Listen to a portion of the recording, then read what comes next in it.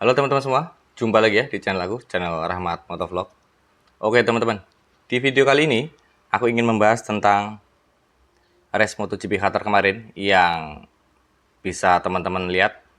Banyak sekali drama, adu selap-selip yang terjadi antara para pembalap teman-teman ya.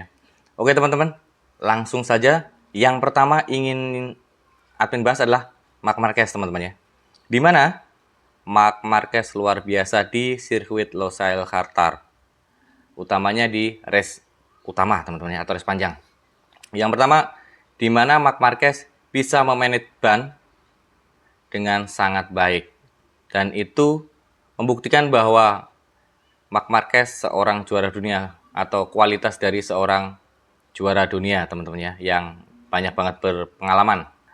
Marc Marquez sendiri juga mengaku bahwa di sirkuit Losail Qatar ini bukan sirkuit favorit dia teman-teman ya. Karena terakhir dia menang di sirkuit Losail Qatar ini adalah tahun 2014 teman-teman ya. Dan Marc Marquez sendiri juga bilang bahwa dia sangat lemah di tikungan 12 sampai 14. Dan ada momen lucu ketika Marc Marquez disalip Maverick Vinales teman-teman ya, di pertengahan race. Marc Marquez berujar bahwa yang menyalip dia dikira adalah Pedro Acosta, ternyata Marc Marquez.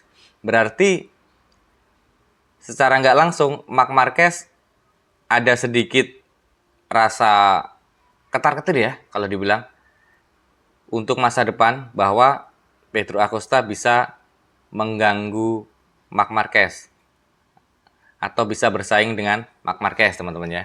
Itu yang admin tangkap. Dan satu lagi, kemenangan Marc Marquez ini adalah kemenangan ke 114 atau podium ke 114 di kelas MotoGP, dan itu menyamai rekor Jorge Lorenzo teman-teman ya. Itu yang ingin admin bahas tentang Marc Marquez. Yang kedua, admin ingin membahas tentang Pecco Bagnaia teman-teman ya. Dimana waktu balapan sprint race, Pecco Bagnaia kewalahan atau tidak bisa maju ke barisan depan. Ternyata selain dari kebiasaan Pecco Bagnaia ketika di sprint race atau race utama, ketika dia dikepung dan susah untuk ke depan, yaitu Pecco Bagnaia mengeluhkan tentang tangki bahan bakar teman-teman ya. Makanya alasan Pecco di sprint race kemarin dia tidak bisa bersaing merebut posisi di depan, yaitu masalah tangki bahan bakar. Yang kedua, kemarin sebenarnya Pecco Bagnaia di race utama kemarin performanya bagus. Karena Pecco Bagnaia sendiri setelah sprint race kemarin berujar bahwa dia ingin membuktikan bahwa dia bisa merangkak ke depan di race utama. Ingin melewati 9 sampai 10 pembalap, itu kata Pecco Bagnaia teman-teman ya. Dan alhasil di balapan utama kemarin dia bisa membuktikan omongannya, dari posisi 11 bisa finish di posisi kedua teman-teman ya. Itu pun juga karena insiden Vinales yang terkena penalti teman-teman ya. Nanti kita bahas masalah Vinales. Terus masalah Pecco Bagnaia sendiri, kenapa dia mentok di posisi ketiga sebelum insiden ya teman-teman ya. Insiden Vinales ya yang terkena penalti ya. Itu karena Pecco Bagnaia dari awal balapan dia udah nge-push motornya sampai limit teman-teman ya. Dan itu membuat ban Pecco Bagnaia habis. Makanya ketika di akhir-akhir lap, Pecco Bagnaia kesulitan untuk mengejar. Bedanya dengan Marc Marquez teman-teman ya. Balik lagi sedikit tentang Marc Marquez. Marc Marquez dari awal lomba dia sengaja menghemat ban. Dia tidak ingin nge-push. Karena dia tahu nanti dia ingin menyerang ketika lap-lap terakhir. Dan ternyata itu berhasil teman-teman ya. Ketika lap terakhir dia bisa nge-push motornya sampai limit, akhirnya dia bisa menjauh dari Maverick Vinales teman-teman ya. Oke, yang selanjutnya yang ingin aku bahas adalah Alex Marquez teman-teman ya. Dimana Alex Marquez sebenarnya performnya bagus, cuman waktu kemarin di awal-awal lap ada insiden sedikit, dia menabrak bagian motor belakang Marc Marquez teman-teman ya. Dan dikonfirmasi oleh Marc Marquez bahwa itu kesalahan dia. Karena sebelum lomba sendiri atau sebelum balapan sendiri, Marc Marquez dan Alex Marquez berdiskusi nanti strateginya apa. Dan strategi mereka berdua adalah membiarkan pembalap di belakangnya untuk melaju duluan. Tujuannya untuk menghemat ban, teman-temannya. Dan ternyata itu berhasil. Mereka membiarkan Morbidelli maju ke depan supaya ban Marc Marquez dan Alex Marquez bisa lebih dihemat kayak gitu, teman-teman ya. Cuman di awal balapan Marc Marquez membuat kesalahan dengan dia sedikit mengerem di tikungan dan itu membuat Alex Marquez kaget. Akhirnya dia menabrak bagian belakang motor Marc Marquez, teman-teman ya. Dan sudah dikonfirmasi bahwa Marc Marquez mengakui kesalahannya, melakukan kesalahannya. Cuman di luar daripada itu adalah strategi membiarkan satu pembalap di depan itu ternyata sudah direncanain oleh Marc Marquez bersaudara sebelum balapan, teman-teman ya. Dan selanjutnya Alex Marquez juga terlibat insiden dengan Fabio De Gea nggak lama dari insiden dengan Marc Marquez, teman-teman ya. Alex Marquez menabrak motor Fabio De Gea waktu memperebutkan posisi ketiga dan alhasil Alex Marquez terkena penalti atau long lap penalti, teman-teman ya. Seperti itu. Akhirnya Alex Marquez tercecer di barisan tengah. Sampai akhirnya dia cuma bisa finish di posisi keberapa ya? Ketujuh atau berapa itu kalau nggak salah, teman-teman ya. Dan yang selanjutnya yang ingin aku bahas selanjutnya adalah Jorge Martin, teman-teman ya. Dimana ini adalah comeback balapan pertamanya setelah cedera di sirkuit Buriram waktu tes, teman-teman ya. Dan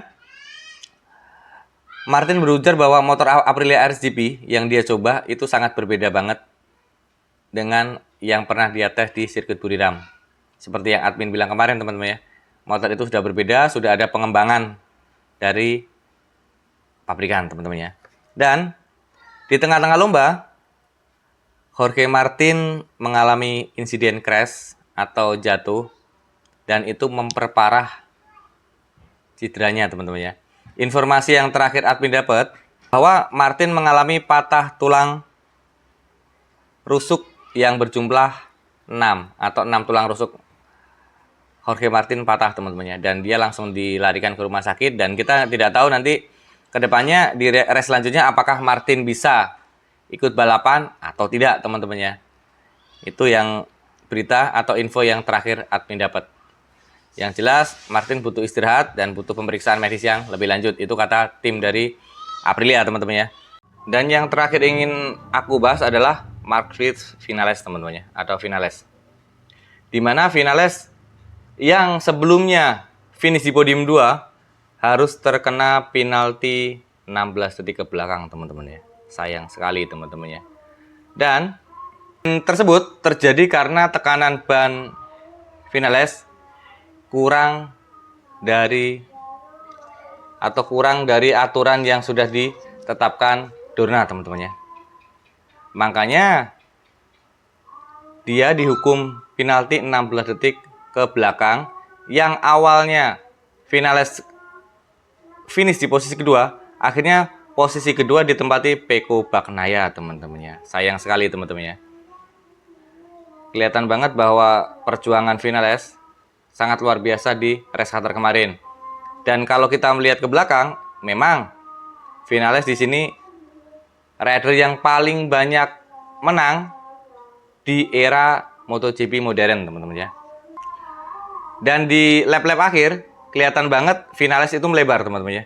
Itu ada dua kemungkinan. Pertama, emang ban Vinales udah habis.